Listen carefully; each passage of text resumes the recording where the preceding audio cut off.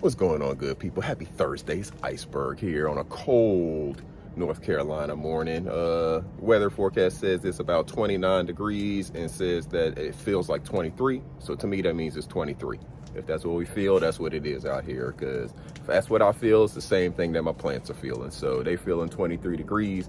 Either one of them, 29 or 23, they're both under that 32. So it's going to be some frost out here. We have pretty good layer of frost on everything. It's on of course the grass, on the roofs of the houses, on other objects that are up and about. So if you have any plants that you left outside and you're dealing with weather and temperatures like me, and they're not cold hardy plants, they may not be looking so great this morning. I'm gonna give you a look at some of my stuff because of course there are things that I've grown outside and I expected the frost to kill them, and it's starting to take its effect on them. And then I'll show you the greenhouse and how it looks right now and why it's good for you to have a greenhouse and how it can help you continue your growing season all year long. So let's take a look. All right, so we're starting looking at my tomato plant that, we planted this early in the spring. So it's still here, it's still surviving, it still has tomatoes on it, but the tomatoes that are on it are probably not going to ripen. Some of them are kind of hard. I mean, this one's small, so it's hard, and it may be a little frozen right now. This one's trying to turn, but I don't know if it will fully turn. I could take it off and let it ripen indoors if I wanted to. But again, we experiment here and I show you all what I have going on. I show you what the weather is doing to things so you can figure out, if I wanted to keep this tomato plant going, I could have put it indoors. I could have covered it. There's a bunch of things I could have done, but I'm not concerned with keeping it going throughout the winter season. My rosemary, the carrots and that stuff, they're still, doing fine. They can tolerate this little bit of frost.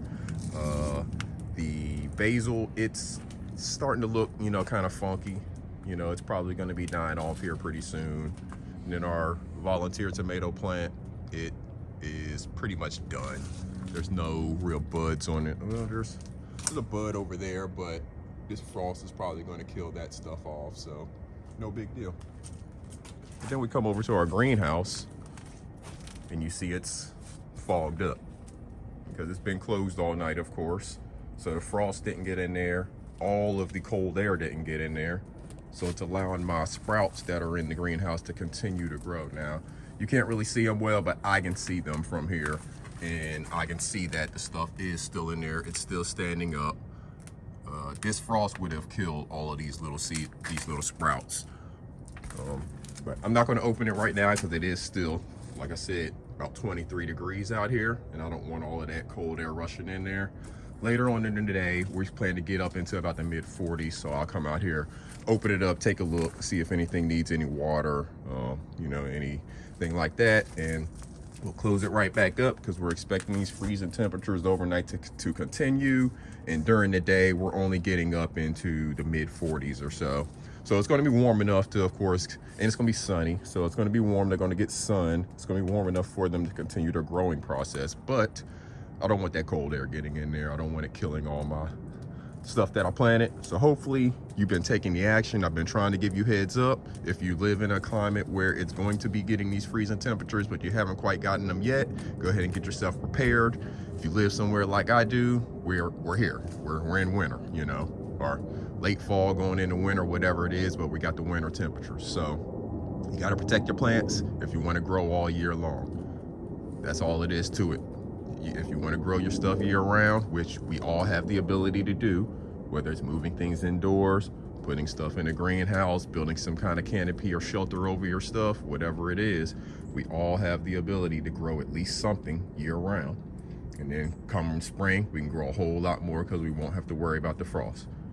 But go ahead, get yourself some soil, get yourself a container, get you something planted, start it indoors. You got plenty of, time before you need to put it in a bigger container. So go ahead and get some seeds and get them in a container indoors, and you can start growing indoors. I'm about to actually start working on trying to grow some trees indoors, some citrus type trees, tangerines, oranges, something like that.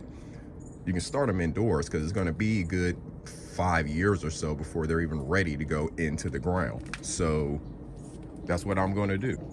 And you have the ability to do the same. All you need is a container, some seeds, you know, whether it's some good oranges or tangerines or something like that that you buy, say from a farmer's market, and use those seeds right out of it, you know, dry them out properly, clean them up. And then once they get dried out properly and everything, you can plant those seeds. Or if you just buy some seeds from somewhere. But you can start all of this stuff indoors with trees, all the stuff you grow. You can grow herb garden fully indoors, never even going outside. You can grow a bunch of your vegetables and stuff indoors, as long as you have the sun, or you can use a grow light.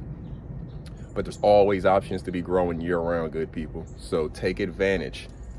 It doesn't take a whole lot of space. You have a corner in your house, or you have a place right in front of a windowsill, a ledge or something. Just put a little planter on the windowsill. Put some seeds in and grow you some herbs. Just start right there. Boom. Once you get that, maybe you'll feel inclined to start growing some more stuff, because you see how easy it is for you and how you can just go whenever you want, whatever that is, go right to your windowsill and grab it, as opposed to having to worry about whether you have it in stock in your cabinets or going to a store and getting it. So that's all it is. It's just simplifying our lives. It's going back to the way things were done way back in the day, when we didn't have all these conveniences right around the corner for us. If we think about some of the simpler times, some of the things they did, the ways they did things, how they took care of one another, and they took care of their entire families, all by the hard work off of their backs, we could go back to a little bit of that ourselves. And I'm not saying you have to give away the conveniences. I'm not saying that the stuff isn't still there, but you can definitely reduce your bills. You can reduce how much you have going out. You can reduce a lot of your stress as well, because you know you always have stuff.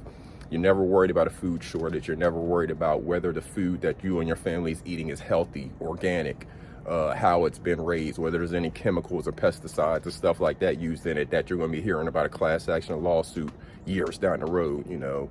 So we all have the option. We all have the ability. We all have the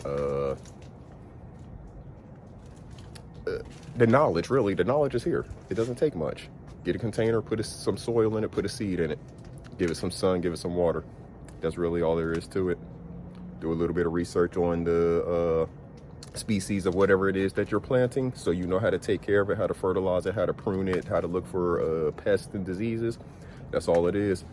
You do a little bit of work, do a little bit of research, and you are on your way to growing all of the food that you and your family eats. So put a seed in the dirt, good people. It's Iceberg. Salute.